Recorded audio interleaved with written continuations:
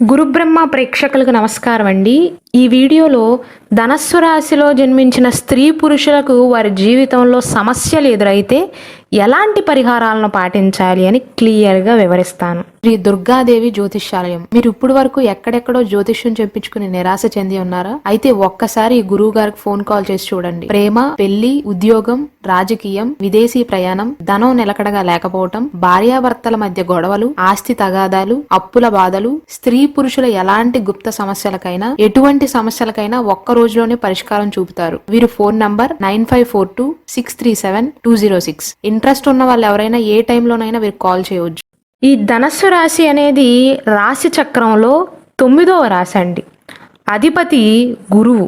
అగ్నితత్వ రాశి కావటం వల్ల ధనస్సు రాశి వారిలో కోపం కొద్దిగా ఉంటుందండి.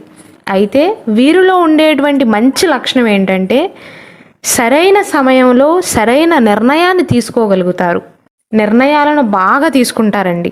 అయితే ధనస్సు రాశి వారి జాతకంలో అంటే పర్సనల్ జాతకంలో లగ్న కుండలిలో కనుక గురువు సరిగ్గా లేకపోతే, చెడు స్థానంలో ఉంటే, నీచ స్థానంలో ఉంటే, గురుబలం లేకపోతే ధర్మబద్ధంగా వారు నడుచుకోరు, సరైన నిర్ణయాన్ని తీసుకోరు, వ్యసనాల బారిన పడే అవకాశాలు ఉంటాయి.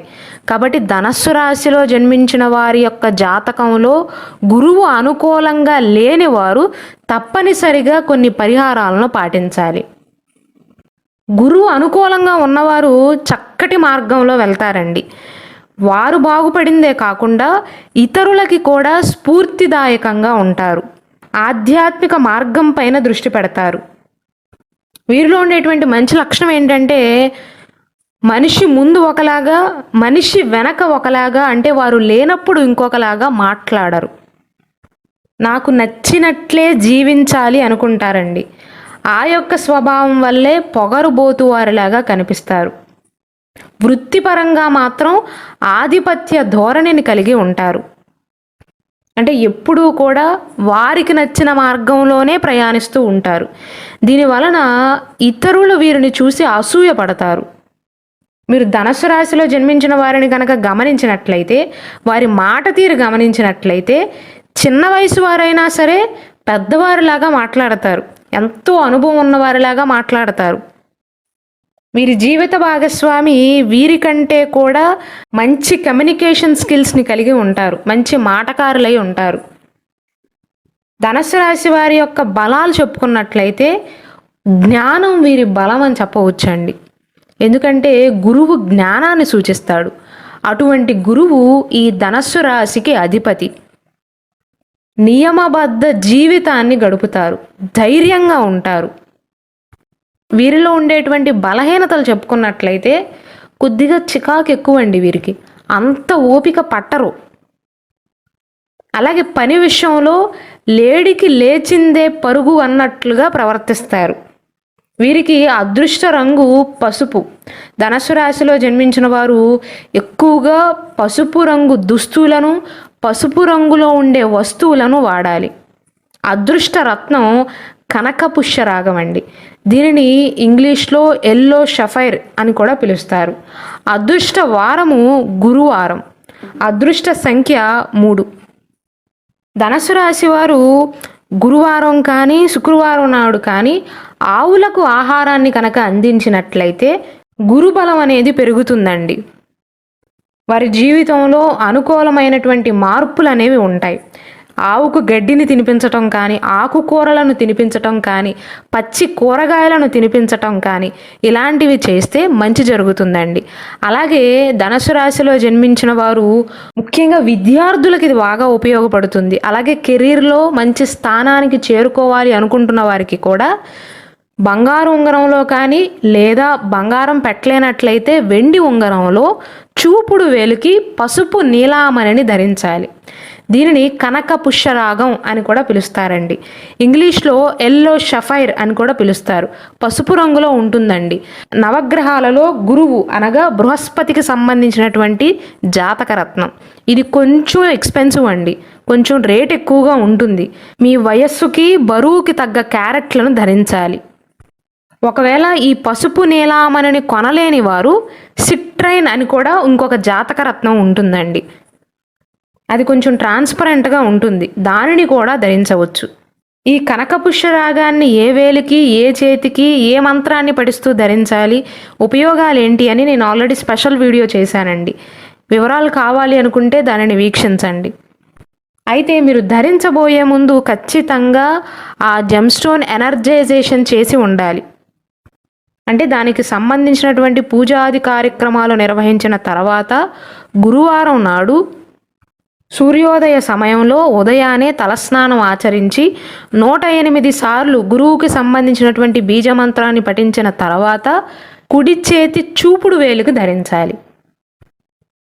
కెరీర్కి సంబంధించి అనగా భవిష్యత్తుకు సంబంధించి, ఉద్యోగానికి సంబంధించి, చదువుకు సంబంధించి ఎటువంటి అడ్డంకులు ఉన్నా సరే చాలా సులభంగా దాటివేయగలుగుతారు. ఒకవేళ మీకు న్యాచురల్ ఎల్లో షఫైర్ కావాల్సి ఉంటే ఇక్కడ డిస్ప్లే అవుతున్న వాట్సాప్ నెంబర్కి మెసేజ్ చేసి ఆర్డర్స్ చేసుకోవచ్చు. అలాగే ధనుస్సు రాశిలో జన్మించిన విద్యార్థులు పోటీ పరీక్షలకు ఎవరైతే సన్నద్ధమవుతున్నారో, చదువుకుంటున్నారో వారు తూర్పు దిశకు ముఖంగా కూర్చుని చదవటం మంచిదండి. అలాగే వెండి పాత్రలో నీటిని తాగితే మంచి జరుగుతుంది. ఈ పసుపు నీలామణిని కొనలేని వారు సిట్రైన్ కూడా ధరించవచ్చండి.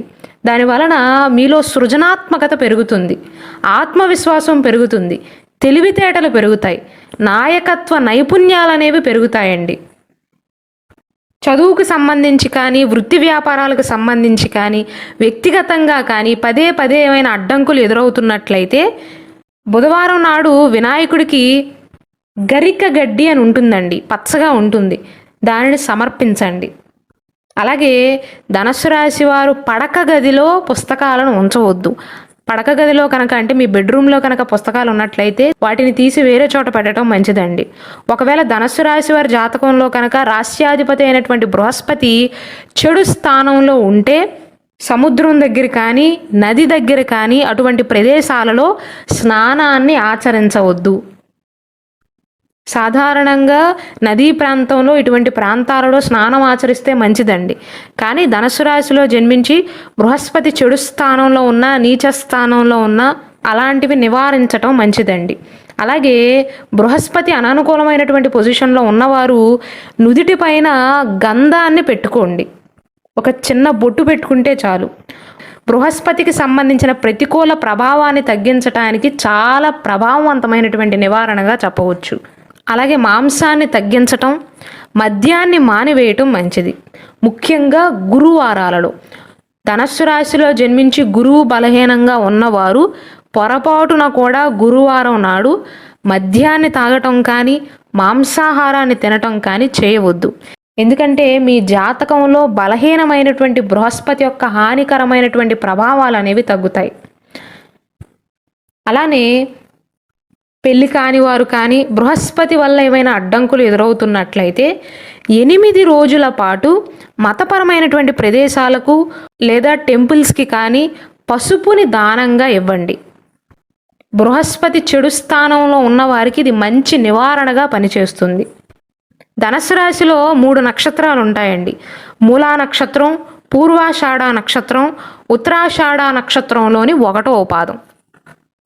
ఒకవేళ మీ జన్మ నక్షత్రం మీకు ఖచ్చితంగా తెలిసినట్లయితే కనకపుష్య రాగాన్ని ఎవరైతే కొనలేరో లేదా దానితో పాటు మీ నక్షత్రానికి సంబంధించినటువంటి జెమ్స్టోన్ని కూడా ధరించవచ్చు. మూలా నక్షత్రానికి అధిపతి కేతువు కావటం వల్ల వీరు వైడూర్యాన్ని ధరించవచ్చండి.